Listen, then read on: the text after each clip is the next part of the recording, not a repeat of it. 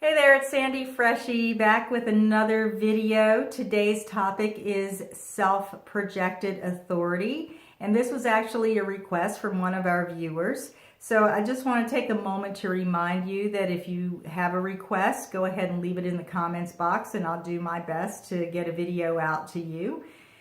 Also, if you find this channel and this video helpful, go ahead and hit the subscribe button, like the video, and share it with anyone that you think would benefit. So, what is self-projected authority? Well, first of all, let's talk about authority in the context of human design and the human design body graph. Authority is, if you've read that on your human design chart, it means how you are designed to make decisions.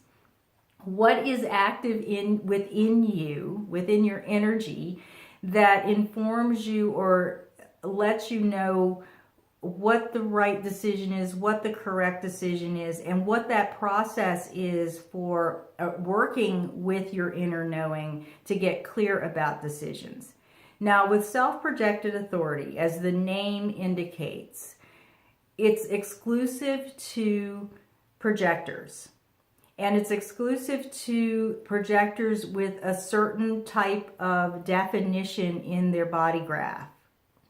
So let's talk about that. Let's talk about the mechanics of that. And then we'll talk about the way that you as a self-projected projector can work with your authority to get more clarity on your decisions. So first of all, if you're a self-projected projector, you of course don't have the sacral center defined in your chart. You don't have the emotional solar plexus defined. You don't have the spleen center defined, and you don't have the will, or it's sometimes known as the heart center, defined. But you do have this yellow diamond, which is known as the G center, the center of self, the center for love, identity, and direction. You have that defined. So when you have the G center defined, you have more or less a fixed sense of your life direction, a fixed sense of what you love, a fixed way of showing up in the world. You kind of show up as yourself, and there's not a lot of shape-shifting or variability in your identity. And as a self-projected projector, you have one of these 4 channels which connects your G center to the throat. So what I like to say when you have a self-projected authority is that you're giving voice to love, direction, and identity. You're literally moving this energy of your sense of what you love, your sense of how you radiate love, your direction in life, your identity in life. It's actually literally moving up to your throat for expression. So when you have a self-projected authority, you're going to get clarity about your decisions by talking about it. So first of all, usually you're using your authority, or you're working with your authority as a projector when you get an invitation. So when you get an invitation, that's when you can talk to a friend or talk to someone else, or even talk to yourself and record it. Because what you're going to be talking about is what you love about the invitation, what you love about this thing that's in front of you that you need to decide upon. You're going to talk about how it feels to you. You're going to talk about really what you love in your heart.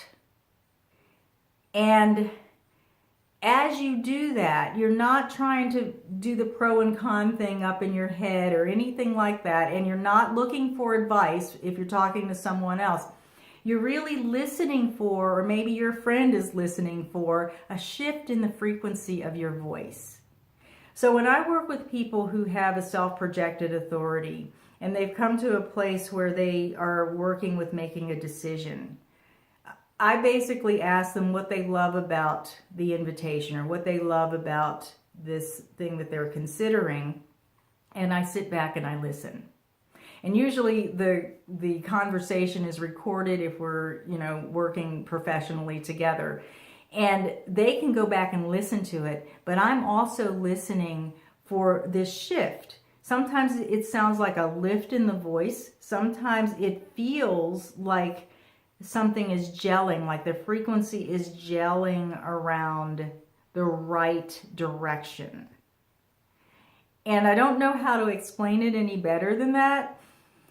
But if you work with it on your own, and especially if you don't have anyone to talk to, you can record yourself and listen to yourself, and you'll start to hear these shifts in your frequency when you are in the frequency of your voice specifically, when you are honing in on those things that really gel with your direction, that really gel with who you are, that resonate with what it is that you love, what it is that calls to your heart.